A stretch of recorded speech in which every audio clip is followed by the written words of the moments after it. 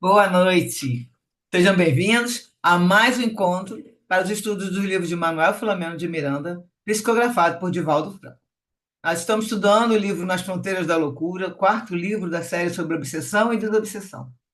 Somos um grupo de estudantes da doutrina espírita e do Evangelho e estamos aqui para refletir juntos sobre os ensinamentos do livro. Queremos agradecer a participação de todos que estão aqui conosco ao vivo e também aqueles que vão assistir depois pelo YouTube, no canal Leitura de Livros Espíritas. Toda terça-feira, o vídeo é publicado após as 21 horas. Peço agora que vocês desliguem seus microfones para que nós possamos fazer a nossa oração inicial, pedindo que a paz de Jesus esteja conosco. Vamos elevar nossos pensamentos na direção do Pai Celeste e de nosso Mestre, nosso irmão maior. Mestre Jesus, rogamos seu amparo para os propósitos de bem servir. Estamos aqui reunidos para mais um encontro de estudos sobre a doutrina espírita e o seu evangelho. Que o Senhor nos conduza para a realização dessa tarefa e possamos estar receptivos à inspiração dos teus mensageiros. Que os ensinamentos deste livro possam iluminar nossos caminhos na jornada evolutiva, facilitando assim a nossa compreensão. Pedimos então, Senhor, a sua proteção e auxílio para a realização do nosso estudo. E assim seja, graças a Deus. Então vamos nós para o capítulo 22. Share. Com bastante conteúdo hoje, então a gente. Vou ver se a gente consegue ler tudo, porque tem até um exercíciozinho de evangelização que eu achei que tem tudo a ver com o nosso capítulo. Aí nós vamos, na hora dos comentários, vamos ver. Porque daí exercício não que já está com a resposta, mas tudo bem, a gente vai ver se está tranquilo. É o estudo 17 hoje, capítulo 22, atendimento coletivo. Então, o Miranda contando que na paisagem dos sofrimentos, a misericórdia de Deus é luz incessante, sempre socorrendo. Nunca falha, né, gente? Onde esteja a necessidade de qualquer porte, muito próximo está a ajuda do amor. Preferindo, porém, fruir agora sem pensar no depois, muitos desperdiçam os melhores recursos da vida, imprevidentes, sem que se permitam a sabedoria dos investimentos morais para resultados imediatos, permanentes. Então, imediato, para a gente melhor lembrar o que é, imediato ele é quase que é o contrário de imediato. Imediato é aquilo que liga duas coisas, passando por uma ou mais coisas intermediárias. Então, se você for fazer um investimento moral, seu resultado é imediato, vai demorar, vai passar por umas fases, né? Mas vai ser permanente. Agora, imediato liga duas coisas sem passar por nenhuma outra. Então, é aquilo que a gente sabe que é rápido. Então, o Miranda continua falando que busca-se o prazer do momento, que logo passa, esquecendo-se dos momentos que virão. Os gozos indevidos, apressados, portanto, são prévias das frustrações que chegarão, inevitáveis. Inumerável rol de acontecimentos naqueles dias que havia recebido apoio e ajuda do plano espiritual através do nosso posto de emergência, surpreendia mesmo aos trabalhadores mais experientes em tarefas dessa natureza. O centro de comunicações captava rogativas e distribuía mensageiros de paz na direção dos suplicantes. Dava-me conta que nem sempre é o grau de gravidade do problema que desarvora a criatura, mas o valor que se lhe atribui. Anotavam-se ali fatores de pequena monta que respondiam por distúrbios de alta expressão, como ocorrências de grande periculosidade que se faziam superadas com relativa serenidade. Desse modo, a vida são as experiências e os acontecimentos que exercitam o espírito e moldam-no na fornalha das realizações para os ideais de enobrecimento e de paz em plenitude. A multidão que desfilava pelas avenidas em festa era surpreendente. Os bailes multiplicavam-se ruidosos e as pessoas, embriagadas pela ânsia das sensações cada vez mais fortes, apresentavam-se num crescendo de loucuras que superavam as anteriores. Vamos visitar algumas enfermarias lá no posto central, e aí, então é na parte do posto do plano espiritual, né? Onde se recolhiam desencarnados daqueles dias e outros que foram trazidos para socorro, após os longos tempos em que se afligiam, ignorando o que lhes ocorria. Então, aqui dá a gente entender que também eles que estavam recolhendo desencarnados, que já estavam um tempo, precisando, né, já estavam lá em sofrimento, e aí, nesse momento, teve a facilidade de também trazer eles, mas eles estavam ignorando o que ocorria. Então, na verdade, às vezes, geralmente, nem sabe que desencarnou, né? E havia familiares reconhecidos, a gente já comentou isso, que ali estavam trabalhando, inclusive vários familiares que pediram para trabalhar nessa época, desencarnados, né, para poder ajudar. E eles eram credenciados ao atendimento dos seres que lhes eram queridos, e ao mesmo tempo eles estavam podendo ir lá fazer a visita na família, né? E cooperavam na assistência dispensada pelo posto, diminuindo a carga de esforço dos trabalhadores especializados. Então, isso era bom para eles, era como se fossem os voluntários mesmo, né? Quer dizer, eram todos voluntários, mas esses desencarnados que tinham parentes ali, no caso, ali no nosso Rio de Janeiro, que eles querem visitar, eles estavam ali ajudando, então ajudava até o pessoal que estava trabalhando no posto, que era um que se especializava. À medida que examinava os enfermos ali albergados, aí agora está falando do Bezerra, dispensando esperanças e consolações, diretrizes e medidas mais eficazes, um sentimento de amor espontâneo e gratidão, o amigo espiritual envolvia-se num halo de suave e indescritível claridade, cuja diafaneidade não tem como ser explicada. Então, à medida que ele atendia, andando, ia, né, jogando amor para todos, ele ia se envolvendo cada vez mais na luz. Aí o Miranda fala que na ala dos agitados sob controle, e aí na época, a hora que eu vi, escutei a live lá, eles até comentaram, bom, tem uma ala de agitados sob controle, é porque deve ter uma ala de agitados descontrolados, né? Então, porque o Miranda, nesse comentário ali, o Marcelo Show falou, o Miranda não deixa, não dá nenhum dado sem utilidade. Então, é para a gente prestar atenção que tinha tudo quanto é tipo de atendimento lá.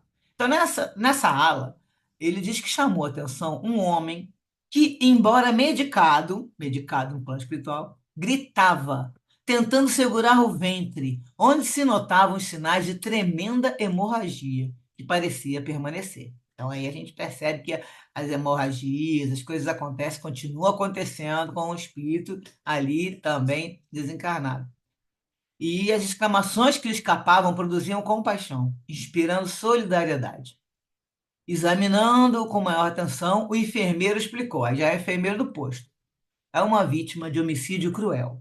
Passeava com a esposa e a filha, observando os desfiles de blocos, quando dois mascarados passaram da brincadeira sem consequências à sistemática perseguição à moça e à senhora, sem qualquer respeito por ambas nem pelo esposo e pai.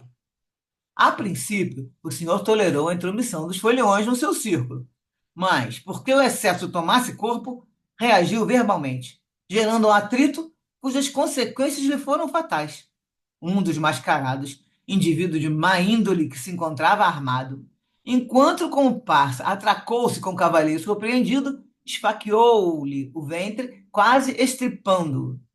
Após o crime covarde, que aterrou a multidão, que somente se deu conta com os gritos da esposa e da filha, os bandidos evadiram-se, entrando pela multidão humana no pandemônio das músicas e da confusão das danças. A gente imagina a cena, né? Vão lá esfaqueiam, o cara sai correndo no meio daquele tumulto, ninguém vê mais nada, não dá nem para conseguir chamar a polícia nem nada.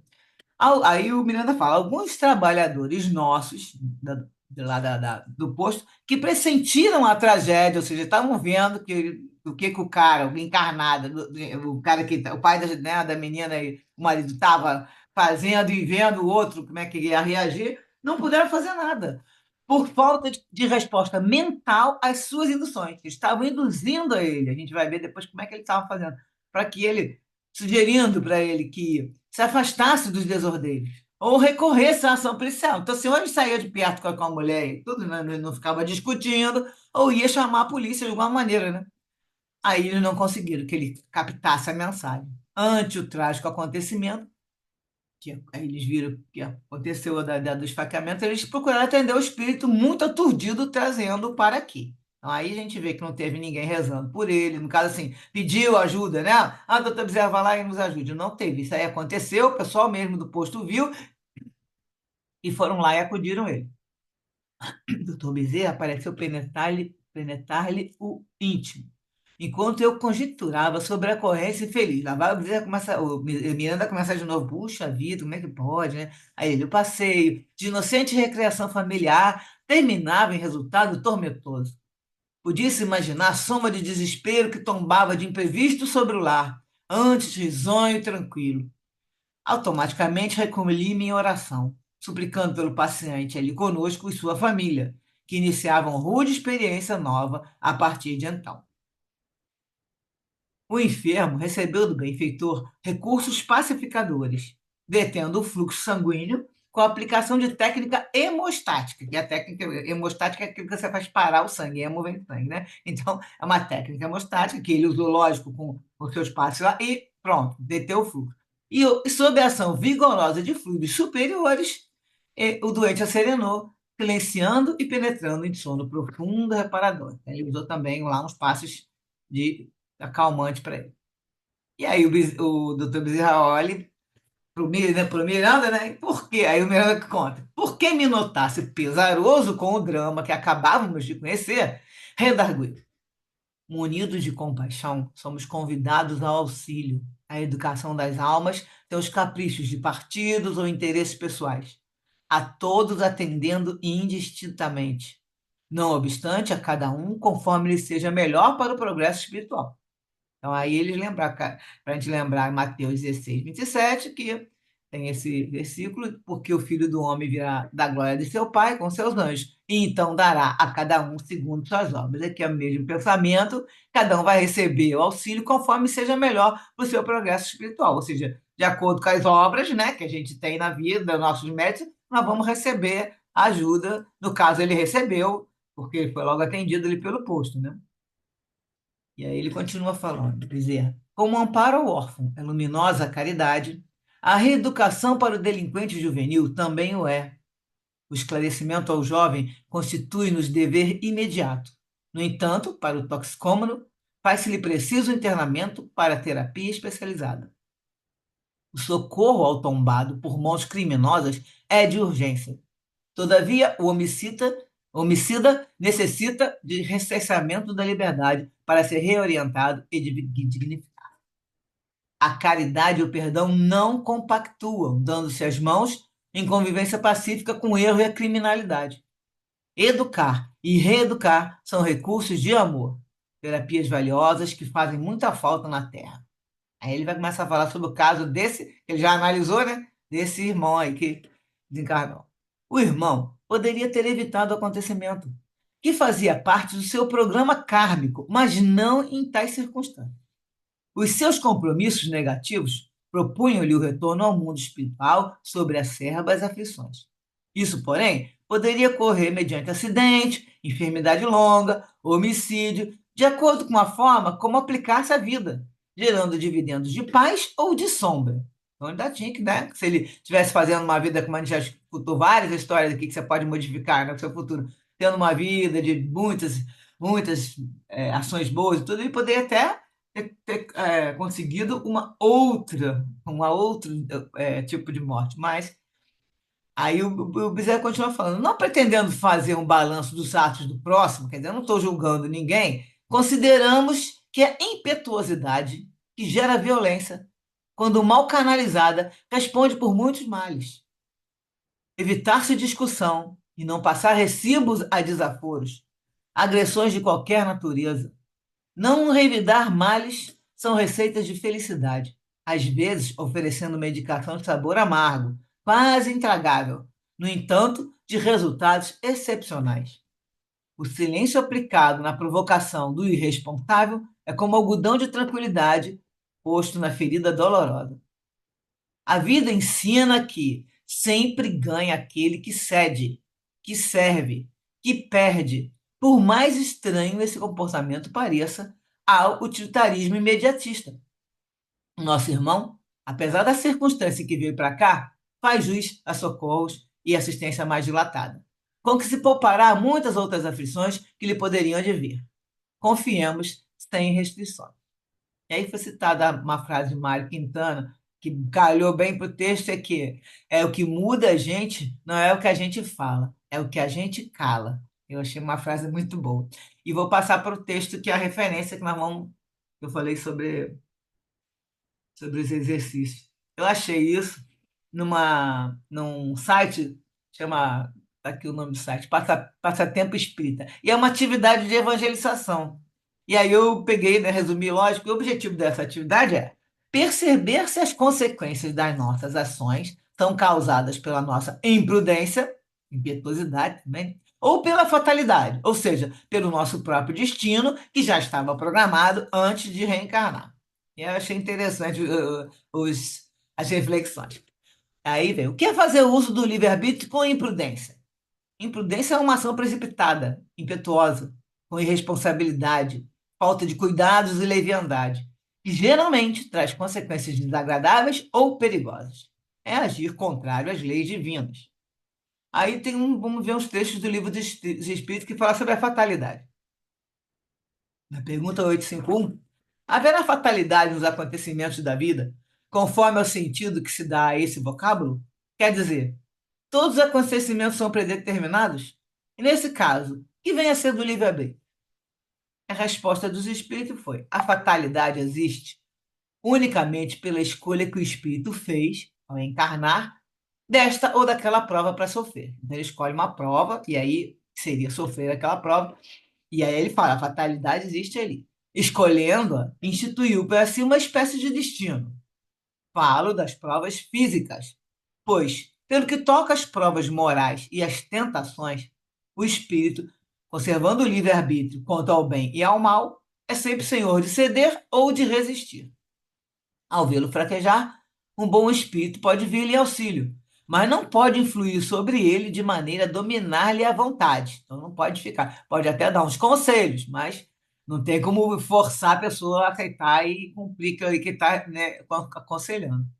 Na pergunta 859, quer dizer, na resposta, porque eu acabei colocando só o que interessa, os Espíritos falam: não creais, entretanto, que tudo que sucede esteja escrito, como costumam dizer.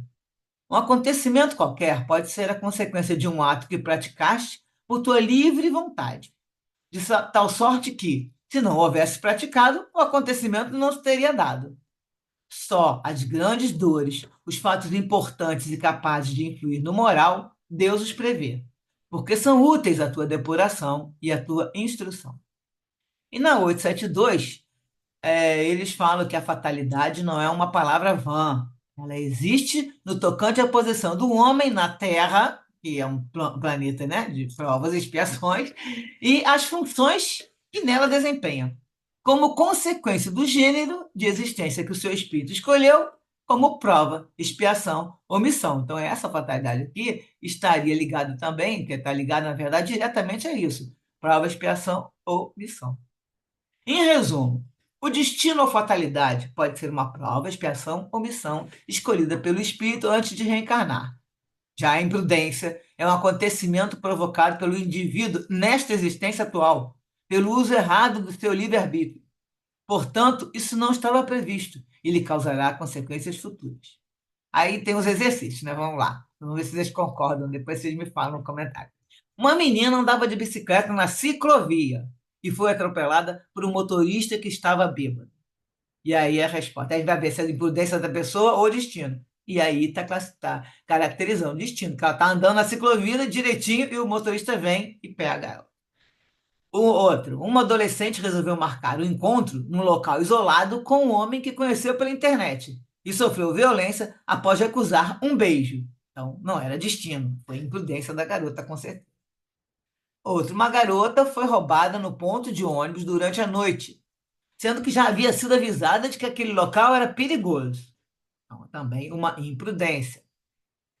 O outro é: um homem ficou tetraplégico após um erro médico durante um procedimento cirúrgico que era necessário realizar.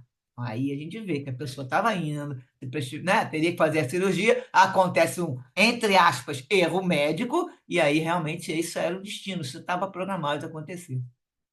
Um senhor tinha uma alimentação saudável, porém fumou cigarro durante anos, desenvolveu câncer no pulmão aos 75 anos e morreu.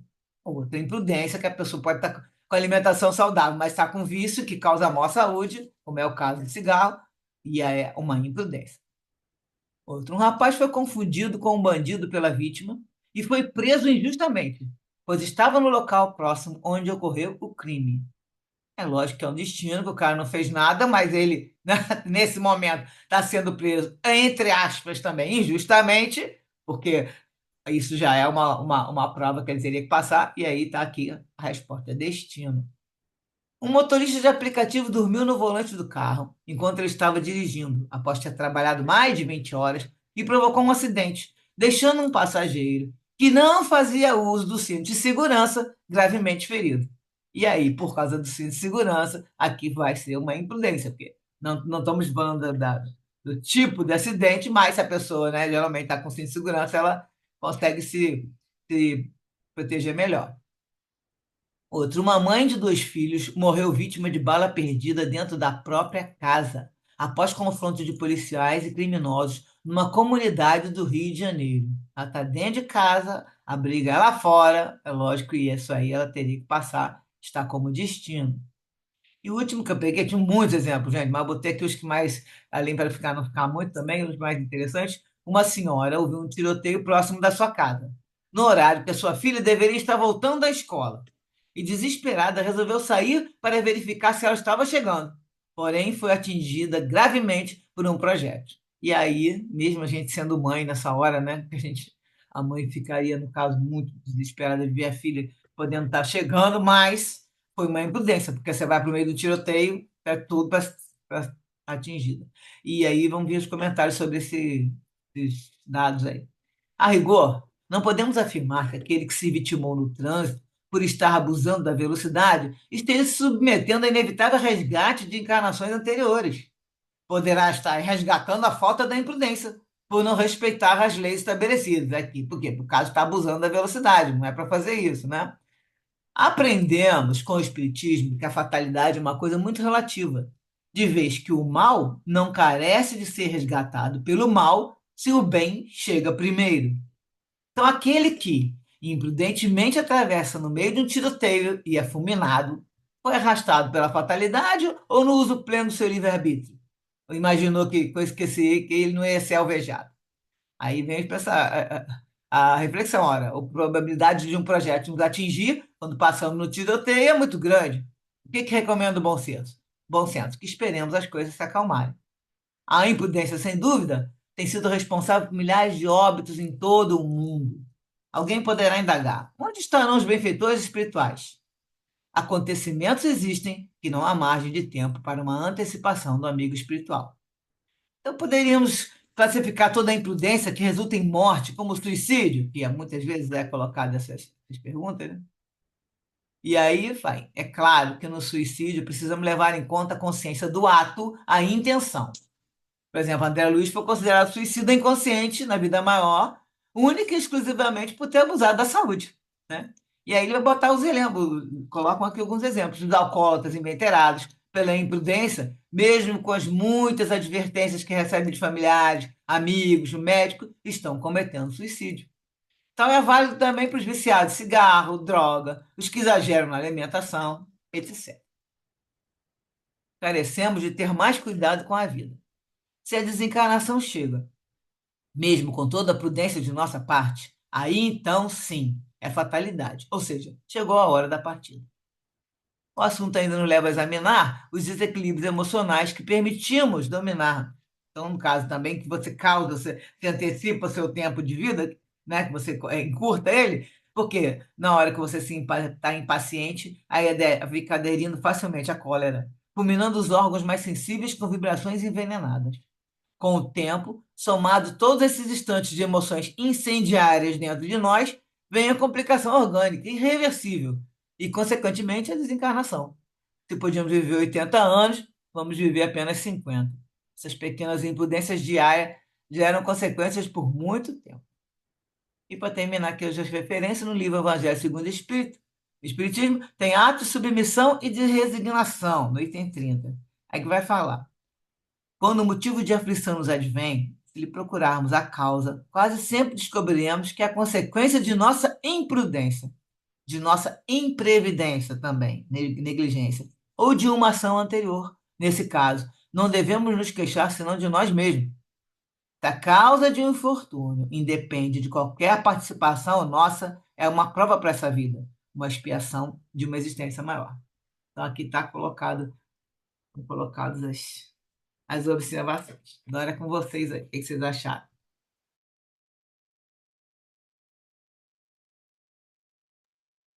Achei interessante, né, Su, que o, o personagem, né, da história, o que foi esfaqueado, né, até depois, lá no plano espiritual, continua a hemorragia, né?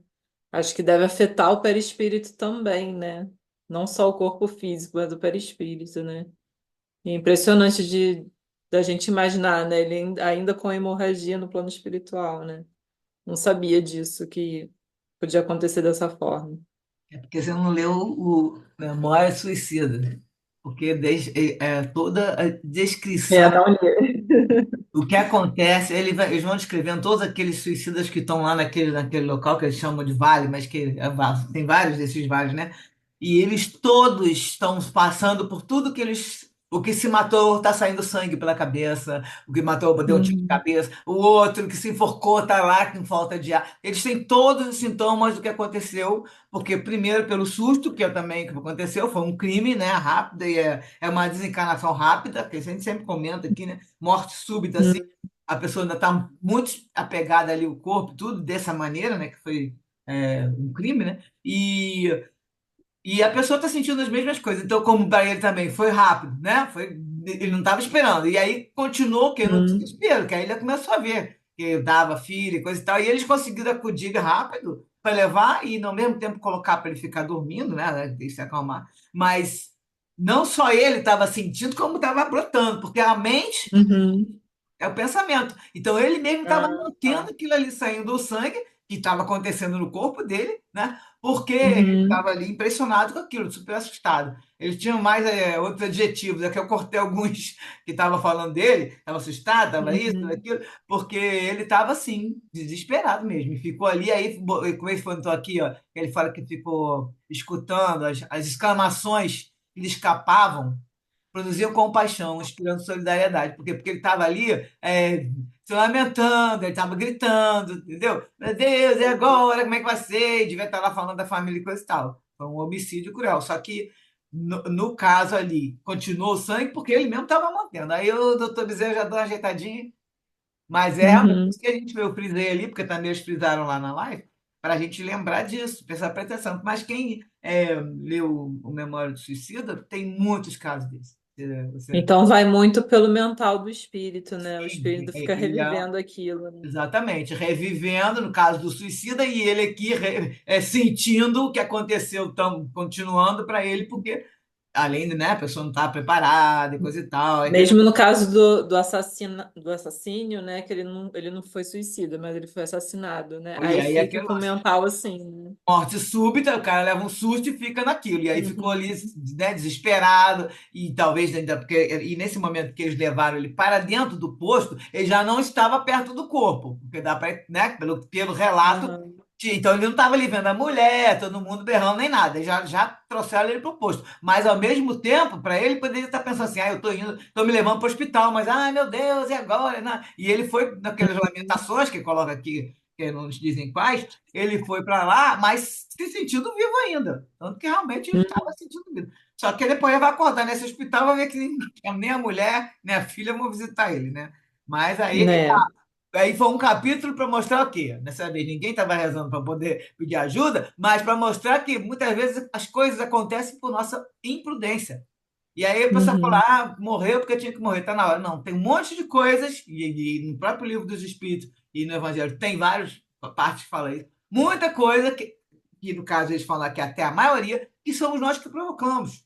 Você provoca teu corpo ficar mais fraco por várias coisas que você não cuida do corpo, né? Várias atitudes que você tem, comportamentos que você não cuida do corpo. Você provoca vai num lugar que você está vendo que não é legal, como estava colocando Lugar ali perigoso. lugar Uhum. perigoso, então você vai sair no meio de tiroteio, né? Vai atravessar a rua sem olhar. Tem várias coisas que muitas pessoas fazem. E aí acontece uma coisa, ou até, porque, por exemplo, aí ele falou, ele ia morrer sim por uma situação que ia dar muita aflição. Poderia ser por homicídio, tá colocado ali, né? Poderia ser por Uhum. um desastre, homicídio, uma outra coisa lá. Só que acontece assim, não precisava ser agora nesse jeito, porque ele foi prudente, ele podia morrer de outra atitude, de repente acidente de carro, Uhum. depois, na frente, mas que ele ia, já estava programado, porque aí que tá, não vai morrer antes da hora, se você estiver se suicidando, você morre, mas você só vai provocar uma morte assim, muito antes do seu horário, do seu tempo, e aqui o doutor Bezerra dá a entender que ele ia morrer cedo, não diz quanto prazo, nem fala assim se foi muito tempo antes. Mas você está Uhum. provocando. E aí, no caso dele, não foi suicídio, né? Porque ele estava ali, foi imprudência É. dele. E o que, que aconteceu? Vai ficar longe da família mais tempo. Né? O Uhum. que mais que tem interessante?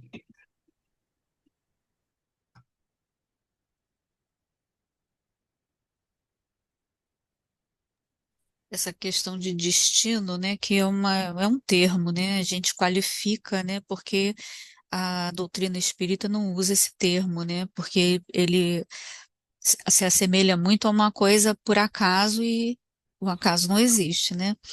Mas assim, é, esses exemplos que você deu, por exemplo, da moça que sabia que ali era um lugar perigoso e ela foi assaltada. Muitas vezes até a pessoa precisa, né? Ela sabe que tem aquele perigo, mas não tem outro jeito, né? Então, veja que às vezes a gente acaba por força das necessidades que a gente tem da vida física, né? A nossa situação financeira, o que seja, e a gente acaba sendo vitimado, entre aspas, né, por algum tipo de situação, mas também somos protegidos, né? Então, em muitas dessas circunstâncias, quando não somos nós os imprudentes, e mesmo até quando a gente é imprudente, muitas vezes nós somos protegidos e nem percebemos, né? Então, eu achei interessante esses exemplos que você deu, porque realmente, assim, a gente tem que fazer essa diferenciação, a gente tem que entender aonde está a nossa responsabilidade. Achei muito legal o que você fez. O caso que você está falando aí da menina é o caso do capítulo anterior. Que a garota foi atender a senhora, andou num lugar perigoso e você, como você falou, estava protegida com as orações, mesmo tendo passado aquele susto que aconteceu com ela lá, mas era um lugar que não era para estar indo. E ela sabia, mas fez a oração e saiu de casa, fez a oração e saiu da casa da mulher e foi com fé em Deus. E aí, nesse caso, agora eu achei interessante porque eu estava colocando justamente porque nesse texto também fala que é destino ou fatalidade, que eles estavam usando bem as duas palavras, porque também não é um trabalho de evangelização, porque realmente não tem destino. O Kardec fala uma estrela, né? Às vezes até usa sorte, brincando com esses nomes, mas aí aquele lance, no caso, seria fatalidade ou seria uma fatalidade que é uma coisa que tem que acontecer, ou seria uma imprudência da pessoa? Estava programado já para acontecer com você uma coisa ruim ou não? Então é isso que foi o exercício. Lógico, eu também achei, tanto que eu tirei alguns exemplos, vários exemplos aqui, que eu achei que não tinha muito a ver, porque eles botavam, para mim isso aí pode ser também, que podia ser de outro jeito, mas eu, assim, esses exemplos estão aí, eu achei bem práticos, e por isso que eu quis trazer. Mas aqui também a gente está vendo o seguinte, que ele, o cara que levou a facada, os trabalhadores do posto estavam ali, né, vendo aquela situação, estavam vendo a energia, a vibração, e aí eles estavam pressentindo a tragédia, porque também, lógico, sondaram ali o outro, que estava ali um malfeitor, um desordeiro, que uma pessoa má, eles sentiram a energia do cara. E aí eles começaram a induzir mentalmente para que ele se afasta deles, né? Vai para chamar a polícia, afastar do desordeiro, recorrer à ação policial, mas ele não, pela lance, né? Aquela hora que a pessoa está nervosa, irritada, com raiva, imagina a situação, uma situação ruim, inclusive essas coisas, uma coisa parecida já aconteceu até comigo numa vez, tinha exatamente num carnaval, a gente foi ver um negócio de carnaval de brincadeira no interior, e aí os caras vieram, e nós estávamos no grupo grande, tá? E mesmo assim, aí o meu irmão, que sempre foi muito invocado, e aí começou a querer brigar, e aí a gente fica naquela turma, não deixa disso, porque as pessoas já estão alteradas, né? Tá tudo muitas já com droga na cabeça e já estão bêbados. E aí, tanto que Bezerra fala que a pessoa aqui, que ele fala, a pessoa quando está o toxicômano, né, tem que ser retirado, né? E no caso que ele falou também do homicida, que teria que ser preso, que ele falava, dá para entender que é preso, eles Tem que ver isso. Então, ele assim, deixou claro ali que eles iam atender o cara, claro, com certeza, mas que aqueles outros também precisavam de ter uma educação, uma reeducação, mas não, como não pegaram, né? Não pegaram ninguém. E aí era aquilo, evitar discussão, não levar, não leva o desaforo para casa, não tem que levar. Aí coloca a vida ensina que sempre ganha aquele que cede, que serve e que perde. Então quem ganha é quem perde. Gente. A gente tem que prestar atenção nisso. Não, eu tenho que ter razão. Aí a pessoa já levanta, eu tenho a razão, eu que estou certo, e fica na discussão com pessoas que inclusive, já estão desequilibradas, a pessoa não está percebendo que aquilo não vai dar certo. É um comportamento, como é que o Miranda, o Bezerra, não sei se foi o Bezerra, fala, que é um comportamento que serve para o utilitarismo imediatista. A pessoa quer aquilo aí na hora. E ele fala, o mais estranho esse comportamento pareça ao utilitarismo imediatista, mas sempre ganha aquele que cede, que serve, que perde. Então, prender a gente também, às vezes, as nossas reações, ficar calado, né? E não ficar reagindo. Fala, Sandra. Olha, eu acho que ganha mesmo é quem evita o ambiente. E aí a gente precisa, né, de agradecer as pessoas que criaram a Comerge, né, que tira os nossos jovens, que dá uma oportunidade para eles fazerem outra atividade, justamente ao contrário de todas essas possibilidades, né? Então, assim, o melhor mesmo é tentar evitar os lugares que não são, assim, que podem, você pode correr algum risco desse tipo, né? E certamente nesse ambiente, né, é evidente que, assim, eu também já fui algumas vezes, mas, assim, a gente precisa ter muito cuidado, evitar o melhor mesmo é não ir. Principalmente agora que a gente já sabe tanta coisa, né? A gente fica, pelo menos eu, né, ficava confiando nisso, de que se eu não tiver nada a ver com isso, não vai acontecer nada. Não, pode ser que, né, eu tenha uma outra ligação com outra coisa, e se eu favorecer o momento, vai ser ali e agora. Então, o melhor é a canja de galinha, sabe? Ficar em casa bonitinho, se proteger. Ou fazer, como comentou no início do livro, que as pessoas vão para locais, né, aprazíveis, ou vão para descansar, ou como você comentou aí nesses encontros. Os encontros são uma bênção. E não só o Espiritismo tem, né? A gente sabe que tem muito retiro, retiro de evangélico, acho que tem católico também. Eles fazem essas viagens juntos, ficam ali em orações e fazendo reflexões. E é muito bom. Só que assim, é aquele lance, cara, não tem nada, não foram para dançar. É a mesma coisa que aconteceu com a gente aqui na fomos, era um negócio, um desfilezinho de, tem uma chama lá, burrinho elétrico, sei lá o que que era.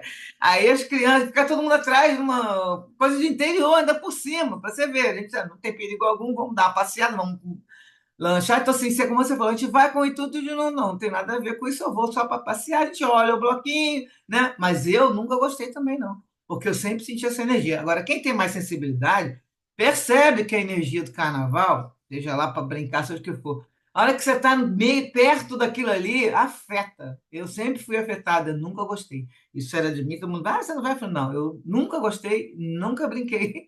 E sempre fugi para algum lugar, que qualquer um que me chamava, eu ia viajar para um lugar quando eu era solteira e depois passei a viver na minha paz aqui. Ou viajava para locais de praia, alguma coisa, porque é uma energia diferente. Então, se a pessoa tem uma sensibilidade, seja o que for, ela percebe. Então, se ela não está naquela vibe de querer beber, né, querer pular e aproveitar e coisa e tal, ela não consegue se ficar ali dentro um tempinho muito grande, não. Começa a se sentir incomodada. Aquilo dá uma incomodada mesmo, como você falou.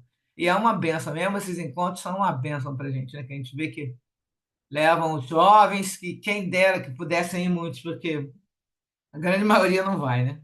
Mas nós vamos chegar lá, se Deus quiser. Acho que nessa parte aí a gente já comentou tudo, né? Vamos passar para a próxima, que a próxima tem outro assunto agora.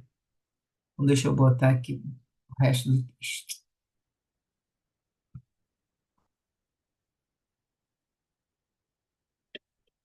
Então, aí, terminou ali ele falou que ia atender ele, né? E socorro, ele faria justiça, socorro, assistência. Então, agora o Miranda está dizendo que logo depois o Bezerra convidou Ele, no caso dos que estavam dali, eram outros, né, que era um grupo grande, agora falar que era um grupo grande, convidou para fazer uma tarefa nova e nos aguardava. Aí o Bezerra vai explicar. Trata-se de atendimento a grande número de sofredores fixados em região de punições a que se submetem e área próxima daqui. Então, ou seja, eles estão ali no posto, né, que a gente sabe que é ali naquela área ali do Campo Santana, e aí ele fala próxima dali, dentro, na parte, na dimensão espiritual, que agora nós vamos ver uma coisa diferente. Vão estar trabalhando na dimensão espiritual, mas ali próximo, dentro do Rio de Janeiro, naquela região próxima. Então, o Miranda continua falando. Nosso grupo era expressivo, dessa vez, constituído de companheiros que conduziam redes especiais, padiolas e maletas com produtos farmacêuticos e instrumental para emergências médicas. Agora, olha que interessante, né? Porque não estão indo só com a mão para ministrar passe. Eles estão levando maleta com produto farmacêutico. Olha que coisa, instrumental para emergências médicas, para fazer um curativo, alguma coisa. No plano espiritual existem também esses recursos, lógico que são recursos fluídicos, né? Mas padiola para carregar a maca, redes que a gente vai lembrar já, porque essas redes a gente já estudou, alguns aqui não acompanharam outros estudos que a gente fez, a gente já estudou sobre essas redes, e estão indo um grupo grande, tá? Aí o Miranda vai comentar que eles estiveram antes naquele lugar que eles estavam indo agora, naquelas cercanias, quando foram me socorrer Hermance. Quem lembra o que era Hermance? Lá no começo do livro. É aquela menina que foi para o carnaval com os amigos, era quase meia, não saía de casa. Aí uma, no mundo garoto, ela tá com os amigos, um cara vem, chega para conversar com ela, vai tirando ela do grupo, leva ela para um canto, que aí depois vai descobrir que é uma área até que era tipo um prostíbulo, né, eles comentam, e leva a garota. A garota tinha uma programação para morrer do coração, porque ela tinha sido suicida, e a história lá para trás, e ela estava e ela tinha a ver com a morte seria por coração, ela no susto, naquele ataque, que o rapaz vai pegar ela para poder segurar ela na hora à força, ela leva tem um ataque do coração e morre. E ele joga o corpo no matagal. Então, só para lembrar. Então, essa área, quando o Miranda citou, que é uma área ruim no plano nosso, né? Eles estavam indo para lá. Só que agora, eles estão indo para uma dimensão espiritual desse lugar. Olha só que interessante. Ele fala agora, adentrávamos pelo reduto do horror. Psicosfera difícil de ser respirada sobrepairava, cobrindo os edifícios que desapareceram aos nossos olhos numa perfeita e poderosa sobreposição de faixas vibratórias. Então, estavam entrando no mesmo lugar, mas numa outra, na dimensão espiritual, que era uma psicosfera. E eles sempre falam para gente, esses lugares perto, né, que é de prostíbulos, a psicosfera é também, não que a gente não vê, né? Essa psicosfera é pesada. Então, aí, nesse caso, ele estava tão pesada que os prédios, como ele falou, estavam desapareceram. Começou a aparecer o quê? Aquela paisagem que eles vão entrar agora. E que essas faixas vibratórias, uma anulava as físicas. Então, no caso, o que eu estou falando, você nem enxergava mais o que era físico, né? Nossa, aqui da parte dos encarnados. Era um mundo especial, primitivo, pantanoso e nauseante na grande área urbana. Então, na área da cidade, tinha esse mundo que a gente passa para. Quando a gente vai nesses lugares, né? Você passa para lá e para cá e você nem está vendo que você está passando dentro de uma psicosfera onde estão acontecendo muitas coisas. Aí o Miranda fala que tinham gemidos e maldições, misturavam-se em aterradora intensidade. O benfeitor instruiu-nos para que avançássemos em fila indiana e não nos detivéssemos sob pretexto algum. É igual quando eles foram já naquele livro que a gente viu, quando tinha o Dr. Tel, que eles estavam indo lá para aquele lugar no anfiteatro do Dr. Tel andando, na fila indiana também, naqueles lugares cheios de espíritos. Ele falou: não olha para o lado, né, não para hora nenhuma e vamos junto. Aí agora foi. E caminhando à frente, o doutor Bezerra deixava marcas luminosas, as pegadas dele eram luminosas, naquele pântano sombrio onde eu estava andando. De quando em quando surgiam-nos sombras humanas que se asfixiavam no pântano, levantando-se a gritar para logo desaparecer no lamaçal pútrido. Aparecendo também uma outra cena que eu já descrevi nesse livro, né? O silêncio entre nós era total, enquanto o pensamento fixava Jesus padecendo a crucificação e perdoando os algozes, com que cobrávamos ânimo e compaixão para alcançar êxito no empreendimento. Então, o silêncio tem que ser não só falando, mas também de pensamento. Por isso que eu até sublinhei que o silêncio era total, mas era todo o silêncio. Na mente também, só em prece o tempo todo. Depois de mais de meia hora de avanço lento e cuidadoso, agora você vê, eles estão andando, né? São espíritos caminhando nesse espaço que é denso, que é pesado. Meia hora avançando, pararam à beira de um despenhadeiro súbito, de onde se via com dificuldade o abismo sem dimensões, onde não lucilava qualquer chama, onde a esperança parecia não existir. Estão dentro de uma dimensão espiritual na crosta. É tipo um umbral, eles chamam umbral médio, né? Tem o inferior, fica um pouco mais para baixo da crosta, o médio, que fica aqui junto com a gente, e o outro, que é um pouquinho melhor, que é onde fica até o nosso lar, né? Que eles falam. Que a colônia solar fica, ela começa no início desse umbral. Então, o Bezerra, né, vai pegar uma corneta de propagação de som. E aí, o que que era a dedução? É que esse local tem uma baixa densidade vibratória, que é muito densa, então teve que propagar o som com uma corneta. Aí ele pegou, profundamente concentrado, e começou a falar. Irmãos do sofrimento, a misericórdia do Pai magnânimo chega até vós. Soa o momento de vossa recuperação e próxima paz. Aproveitai, tentai o arrependimento e vinde, que vos esperamos. E aí, nessa hora, levantou-se um clamor que ensurdecia. Blasfêmias e ameaças cruzavam o ar pestilento. Gritaria em frene ecoou repentina. Palavras grosseiras e desagradáveis foram atiradas. Latidos e uivos animalescos acompanharam a balbúrdia violenta que se fez. Aí começaram a gritar: fora os infelizes capachos do crucificado! Fora, ou crucificaremos também! Os crucificaremos também. Arremessaram acusações terrificantes. E enfurecidos, muitos que ali dominavam, quer dizer, tem aqueles que são os chefões, né? Arremessaram o quanto encontravam do panto, jogavam tudo em cima deles, qualquer coisa. Pediam outros, no caso, uns estavam jogando com raiva, mas tinha outros que ficavam: salvai-nos, anjos de Deus, socorrei-nos do inferno. Lembra de uma cena dessa parecida? Nós já passamos num capítulo bem parecido. E aí, bordoadas e chibatadas estalavam, vingativas, obrigando as vítimas a afundarem no atoleiro imundo, asfixiando-se. Então, esses que às vezes levantavam pedindo ajuda, os outros que tinham lá, que eram os que se achavam chefes, pegavam um chicote e davam chicotadas nele e eles caíam de novo no atoleiro. Aí o Miranda fala que ele se deu conta de que o mentor exteriorizava opalina claridade na noite densa e macabra. E também ele percebeu que havia uma lâmina invisível de força que nos defendia dos agressores e apedrejadores. Então, quando o bezerro irradiava a luz, ele já formava já aquela capinha plástica, que eu até lembro da propaganda da Colgate, Colgate, que fica aquela placa que ajuda, eu sempre lembro disso, que é uma placa que bloqueia, né? Blinda a pessoa. Na hora da oração também a gente consegue fazer um pouco dessas placas. E aí ele vai defender. Em seguida, o bezerro ordenou: atirai as redes.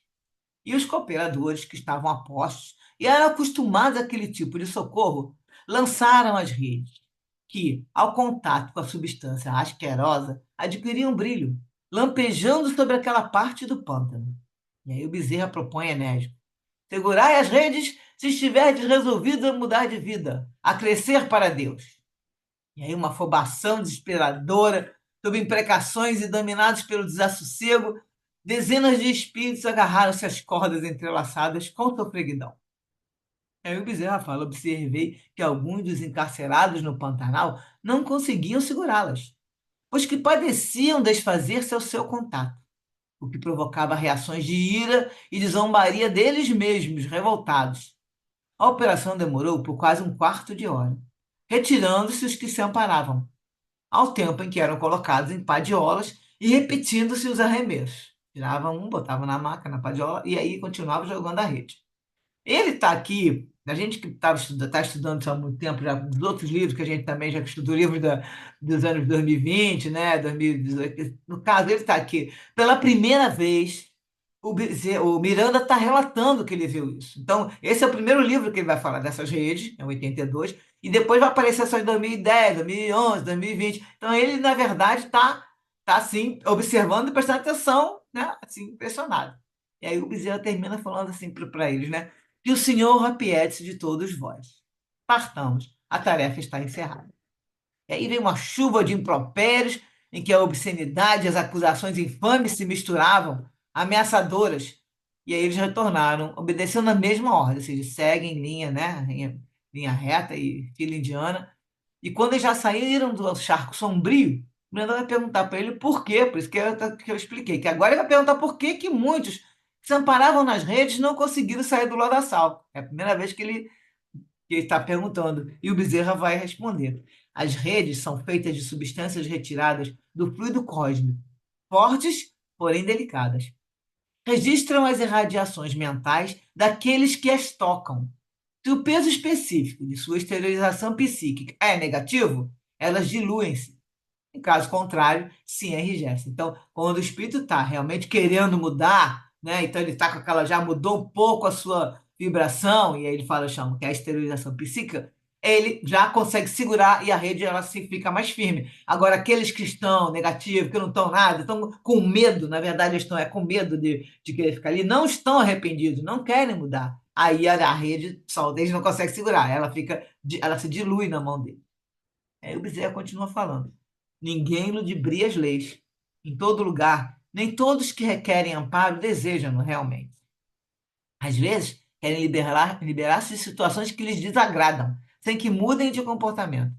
Choram e sofrem, mas não pretendem a transformação interior, necessitando de aprendizado penoso para que se modifiquem as estruturas íntimas do ser, quando se capacitarão para o renascimento em si mesmos. Recebendo assistência imediata desde a hora em que era. Aí o Miranda continua falando. Recebendo assistência imediata desde a hora em que eram colocados nas macas, mediante cujo concurso se lhes diminuíam as esterilizações perniciosas, que aí eles eram tratados, né? Aí vão diminuir esses fluidos que eles estão, na base de recursos fluídicos, terapias especiais, os recém-liberados foram conduzidos ao posto, para onde retornando.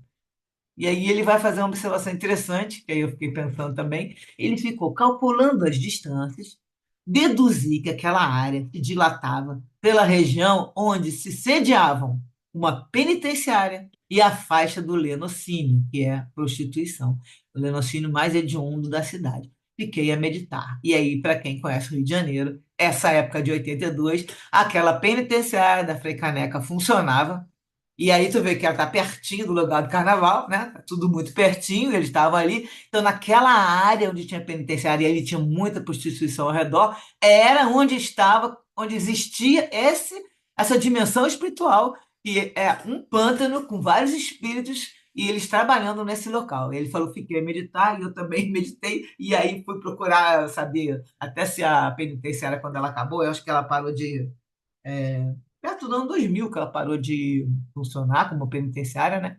É um pouquinho antes, depois ela foi desativada e tudo, e ela virou até um prédio tombado, mas é justamente pertinho, por isso que o Bezerra fala, vamos aqui perto. Então, para quem conhece o Rio, fica muito fácil, né? E ele ainda estava calculando a distância, é muito pertinho mesmo. Bom, agora eu vou trazer para vocês uns trechinhos que a gente. Esse aqui a gente não estudou ainda, Tormento da Obsessão, é um dos próximos, e também que vai falar de umas coisas, e depois eu vou botar o do outro que a gente já estudou, que é o Rom, da rede. Então, nesse livro, Tormento da Obsessão, vamos estudar, no capítulo 10, o Eurípides Barçanufo pede para o grupo de socorro, que estavam juntos lá, e Miranda está junto, lógico, guardar vigilância e oração para que pudessem fazer parte da caravana da nobre entidade Isabel de Portugal, considerada santa.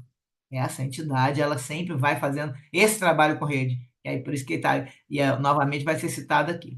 No caso ali, não, ela não estava. Estavam só os trabalhadores que já estão acostumados, que é como vai aparecer aqui também. Aí o Eurípides vai ver, que ele está com o grupo do Miranda, eu não me lembro se o Bezerra está junto, a gente vai ver depois. Ele vai falar que o Miranda vê que aproximou-se, então, o grupo de trabalhadores especializados em libertação magnética de espíritos aprisionados em regiões dolorosas. Então, libertação magnética, pois estão ali, né, condensados naquela vibração, naquela energia, e eles estão presos nessas regiões, eles são trabalhadores especializados em libertação deles. Sob o comando da nobre senhora. Aí ó, vem a descrição dela, vestida com traje largo e simples, que exteriorizava suave claridade procedente do espírito. A santa da caridade trazia na mão direita um cajado de substância transparente levemente azulada, enquanto a sua aura irradiava incomparável majestade. Assim, a gente vê que ela tem uma autoridade moral aqui, né? Porque estava falando que o Bezerra estava irradiando uma luz, agora ela irradia uma incomparável majestade, muita luz, tanto que ela ilumina o pântano quando vai passando, e aí mostra o nível espiritual dela, né? E também tinham aproximadamente 50 colaboradores, apresentavam-se equipados com redes muito delicadas e macas brancas e brilhantes, além de 10 enfermeiros que se encontravam a postos. Então, era um grupo grande que ia fazendo igual esse mesmo trabalho que o Miranda acabou de citar. E do livro que a gente já estudou, no capítulo 15, vai acontecer a mesma coisa, aí com mais detalhes, quando a Santa Isabel de Portugal e outros grupos inspirados na sua caridade, então aí tu vê que também tem outros grupos que fazem o mesmo trabalho como ela, eles visitavam aqueles mares aí, aqueles locais que estão passando, esses, tipo o pântano, em homenagem à Mãe Santíssima, com equipes de socorristas, com redes luminosas magnéticas que, atiradas sobre o pântano, permitiam a retirada daqueles sofredores sinceramente modificados, que se imantavam as suas malhas sendo recolhidos. Então, tu vê que funciona, é magnética, funciona como um imã também. Além de quando o espírito tem aquela vontade de já estar modificado, está se arrependendo, está querendo ajuda, ele tem uma vibração, vai se imantar a malha, vai, tipo, puxou no imã, aí ele consegue ficar preso à malha da rede, porque ele realmente está sinceramente modificado, como falou aqui. Quando, entretanto, não se tratava de uma transformação interior legítima, rompiam-se as malhas em que se agarravam e voltavam a cair no abismo. Então, às vezes, até conseguia levantar um pouquinho, aí caía depois. Ninguém consegue ludibriar as leis universais, nem se consegue exceção. No capítulo 16, vai continuar falando. Era um espetáculo comovedor e terrível, porque ali estavam afogando-se, sem cessar, muitos espíritos infelizes.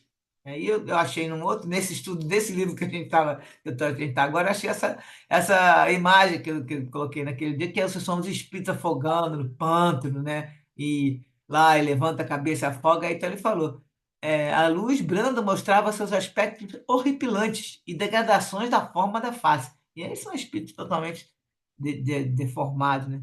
Os apelos eram em gritos e revolta, reclamações e justificativas. Eu sempre te coloco que tem sempre uns que estão gritando com raiva, xingando, né? Com ódio ali dentro, completamente, né, desequilibrado, completamente fora de si, e outros que ainda estão ali, aí reclamando, justificando, dizendo, eu estou aqui, não era para estar aqui, mas tem sempre aqueles que estão, sempre em número menor, como ele quando conta aqui, que estão querendo sair mesmo. Aí tem os que pedem, me tira daqui. Ao mesmo tempo também tá lá na hora que tem um momento que contou lá que ele vai, me tira. E quando não consegue, aí eles começam a xingar, começam a falar, vocês não são de nada, né? Começa a ofender também.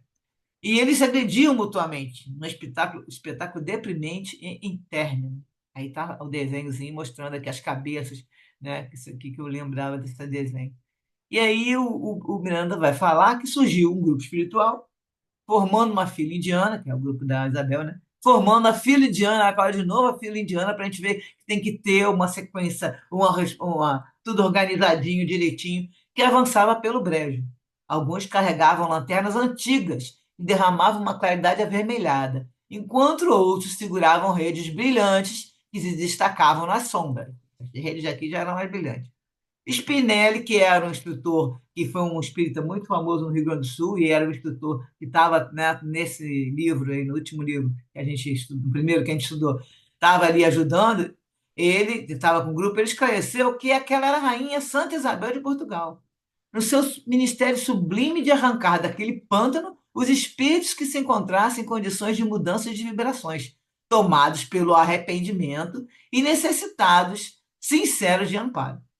A figura da senhora deslizava à frente, adornada por um fio dourado sobre a cabeça e o pescoço, como uma auréola sublime. Magnetizados pela beleza do amor, ouviram a Santa Isabel dizer: Almas sofredoras que buscais a redenção, vossas súplicas estão sendo ouvidas. Sabeis que vos encontrais nesse reduto de penitência e punição escolhido por vós próprios.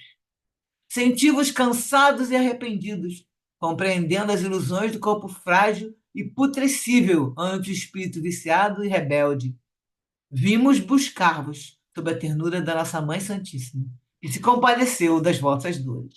E aí esse aviso agora é o que era da época, né? 2020. Esta é a oportunidade última, que não deve ser desconsiderada, pois que logo mais uma chuva de mais rudes sofrimentos cairá sobre vós na grande mudança para outras paisagens mais primitivas. Que é a hora do exílio, que esses espíritos que não estão querendo mais ser ajudados estão sendo retirados do planeta e indo para paisagens mais primitivas, porque lá eles vão se sentir melhor, já que eles gostam dessa vibração densa, né, inferior. E ela continua falando: o Pai, todo misericórdia, não deseja o aniquilamento dos maus, porém o desaparecimento do mal que ainda reside em nós. E aí, Miranda imaginou que devia haver um amplificador de voz, que a voz, a emissão da nobre garganta, em um tom harmônico e musical, estava repercutindo em toda a região. E o número de cabeças que se erguiam das águas pútridas era cada vez maior. Diz que ela ia falando, né? Assim como gemidos e brados de socorro. Imagina a cena, né, gente? Filme de terror, né? A fila adentrava-se cada vez mais, enquanto ela falava iluminada, e atirava uma rosa brilhante no escuro pântano. De imediato, as redes brilhavam no ar e caíam formando claridade de pirilampos que pulsavam. Os aflitos seguravam-se fortemente nas malhas da rede, enquanto outras rompiam-se, devolvendo ao lodo o candidato que tentava libertar-se do local terrível. Posteriormente souberam que estes não conseguiam sair, em verdade. Não estavam arrependidos, mas sim amedrontados. E as vibrações da teia salvadora não os seguravam por falta de energia correspondente. Os que se mantinham imantados à rede eram retirados do lodo e logo conduzidos por auxiliares preparados, que os transferiam para as macas colocadas numa área de grama. Ali mesmo se providenciava a aplicação de terapêuticas próprias, como passe, hipnose, palavras de acolhimento, transmissão de energias saudáveis, com o objetivo de desencharcá-los dos miasmas de que se nutriam. Então, antes de levar eles lá para o local de auxílio, ainda faziam já uma limpezinha aqui com eles, tirando esses miasmas pesados, né? E depois eles seriam transferidos para câmaras de recuperação próprias, reiniciando a existência fracassada, com o tempo, né, sendo tratado. Logo depois, em veículos especiais, assim como em macas, um grande número de pacientes foi transferido, e a benfeitora e o seu séquito desapareceram na claridade de onde surgiram. Bom, vou ler aqui só esse pedacinho pequeno. Agora, mudando de assunto, sobre a educação, que ele falou lá que tinha que ter educação, reeducação, que é necessário, né? E aí, lembrando que Kardec era o que mais falava da educação, e aí pegaram um trechinho de Obras Póstumas, quando ele fala que o princípio do aperfeiçoamento está na natureza das crenças, porque as crenças são o móvel das ações e modificam os sentimentos. Está também nas ideias inculcadas desde a infância, identificadas com o espírito, e nas ideias que o desenvolvimento subsequente da inteligência e da razão podem fortificar e não destruir. Será pela educação, mais ainda do que pela instrução, que se transformará a humanidade. Kardec sempre falava sobre isso. E no livro também, Depois da Morte, Leon Denis vai frisar aqui nesse item 9, aí eu não peguei o capítulo, como a educação da alma é o objetivo da vida, importa resumir os seus preceitos em palavras. A educação da alma é o objetivo da vida. Nós estamos aqui para educar nosso espírito também. Então, os preceitos em palavras é comprimir necessidades grosseiras, apetites materiais, aumentar tudo quanto for intelectual e elevado, lutar, combater, sofrer pelo bem dos homens e dos mundos, iniciar seus semelhantes nos esplendores do verdadeiro e do belo, amar a verdade, a benevolência, Tal é o segredo da felicidade no futuro. E uma frase que o Divaldo falou na palestra que eu escutei esses dias é que educar é criar hábitos, e para criar hábitos é necessário disciplina. Então, foi a última referência aí. Então, agora temos aí 20 minutinhos para comentar.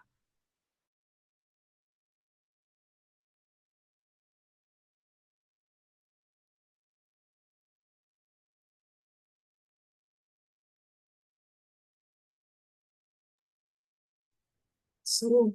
O Robson Pinheiro, um dos primeiros livros que ele psicografou, ele falava desse nível, né, de onde esses espíritos estão, e ele foi muito desacreditado por causa disso, porque é realmente uma coisa que a gente não está assim familiarizado, não são muitos livros sobre isso, né? Mas depois, né, ele foi psicografando outros livros e os outros livros foram aceitos. Esses primeiros ainda têm um pouco de rejeição. Mas daí a gente consegue entender porque é muito diferente de qualquer coisa que a gente pudesse imaginar. Tá? Então, assim, é muito, muito difícil mesmo esse lugar, estar nessa situação. A gente precisa fazer de tudo possível para que a gente não entre, não deixe as pessoas que a gente conhece, que a gente ama, também, né, irem para esse tipo de colocação depois, né, no mundo espiritual. Esse tipo de relato no meio espírita, ele era para ter sido já na época, no início, antes do André Luiz. É o mesmo caso. Quando a Ivone escreveu Memória do Suicida, foi 20 anos antes, eu acho, de ser lançado no nosso lar, ela não pôde publicar, né? Não conseguiu, mas nada acontece por acaso. E aí aquilo ficou lá engavetado, depois passou na revisão e coisa e tal, a revisão do próprio Lodenis, se eu não me engano, não sei qual deles que revisou para ela, já desencarnado e coisa e tal. Resumindo, tinha isso tudo. Quem leu em Memória de Suicida não se surpreende com esses relatos do André Luiz. Aí vem André Luiz, começa a falar das cidades espirituais, e aí o pessoal, né, viajando, isso aí é coisa de ficção científica. Porque Kardec, quando traz o livro Céu e Inferno, ele não mostra, eles não falaram das cidades. Você pode ler aqueles textos todos, eles comentam como eles estavam, aí vê com uma roupa, alguma coisa, mas ninguém falou, aí eu moro numa casa, eu vivo não sei aonde, eu estou numa colônia, nunca usaram, eu estou numa cidade, digamos, não usaram esses termos. Mas a própria Ivone, estou falando que isso foi quando. Então, e foi desacreditado, que Xavier foi super condenado naquela época. Mas no texto do Memória do Suicídio tem isso tudo. Daí para pior também, só bem assim, relatos iguaizinhos para piores. E aí vem o André Luiz conta aquilo tudo. Aí o pessoal assustou, os espíritas todos. Ah, Chico Xavier está inventando. Aí já acostumaram, né? Você falou. E aí agora nós temos quem? Depois deles, os conhecidos médios, né? Chico Xavier. Veio o Divaldo com o Miranda. O Miranda, desde 34, ele já estava lá, né, trabalhando encarnado, foi o primeiro livro que a gente estudou, daí ele vai desencarna, 42 por aí, e vai escrevendo para a gente as coisas que estavam acontecendo. Bastante tempo para trás, né? Só que ele só começou a escrever em 70, porque ele ficou 30 anos estudando plano espiritual, esperando a autorização da Joana de Ângeles, que estava junto, né? Ele estava lá se treinando, vendo a obsessão e desobsessão do lado do mundo espiritual, que ele aprendeu aqui, estava vendo lá, para poder começar a escrever. Muito que bem. Vem ele falando. Aí vamos para a referência que você falou. Então vem o Robson Pinheiro. O que, que eles colocam, as pessoas colocam sempre? Como é que você deve analisar um livro espírita? Os livros têm que trazer as coisas para a gente, mas não levar, não assustar. Não, por exemplo, você olha um relato de André Luiz e do próprio Miranda. E você não fica, ah, meu Deus, como é que pode isso? Você fica impressionada, mas você não fica tão impressionada que você não consegue dormir, que fica com aquela imagem, não é uma coisa muito terrível, traz um relato que te faz até um mal.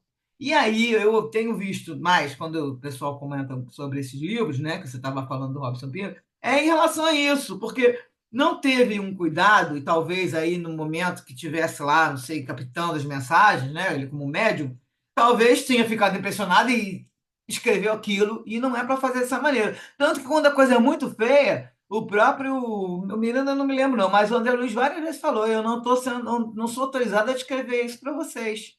Porque a situação do jeito que estava, e ele contar esses detalhes ali, não vai acrescentar em nada. Vai acrescentar o quê?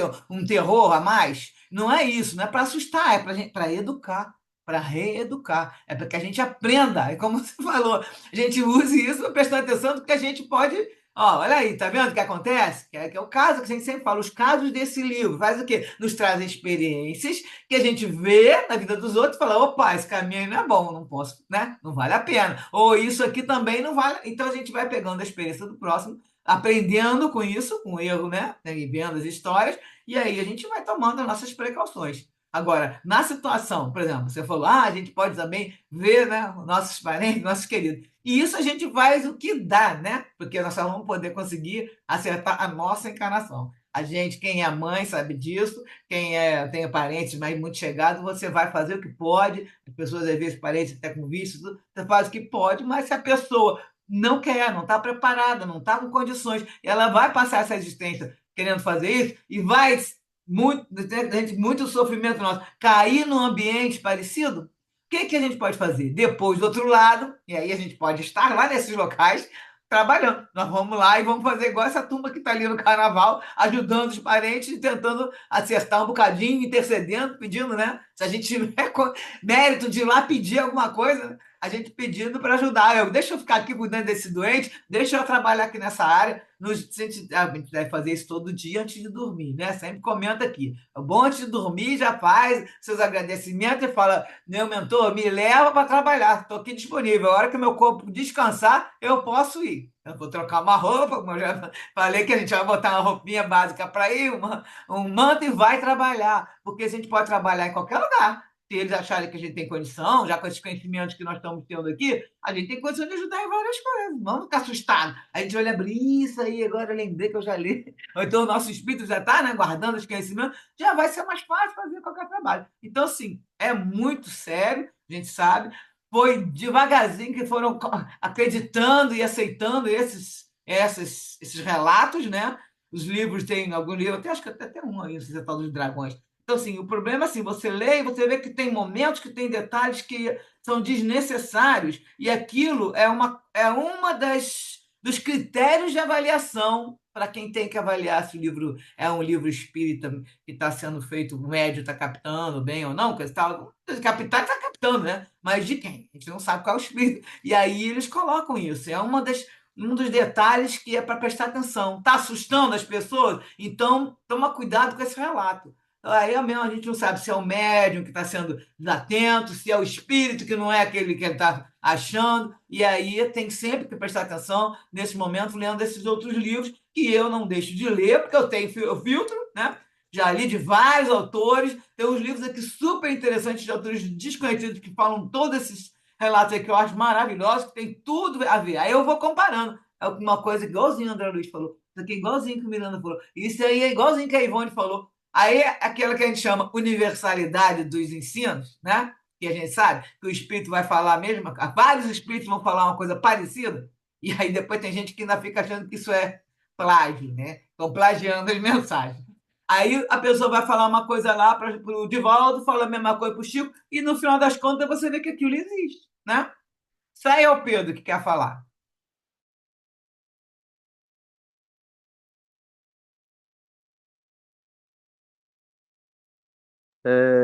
Sou eu, no caso, é só para comentar justamente essa questão que você falou sobre os livros do Manuel Filomeno de Miranda, sobre eles nunca assustarem a gente demais.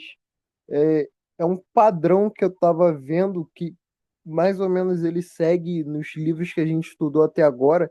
Geralmente, quando ele mostra e apresenta uma situação que vai assustar a gente até certo ponto, ele logo em seguida ele já mostra uma outra situação de acalento.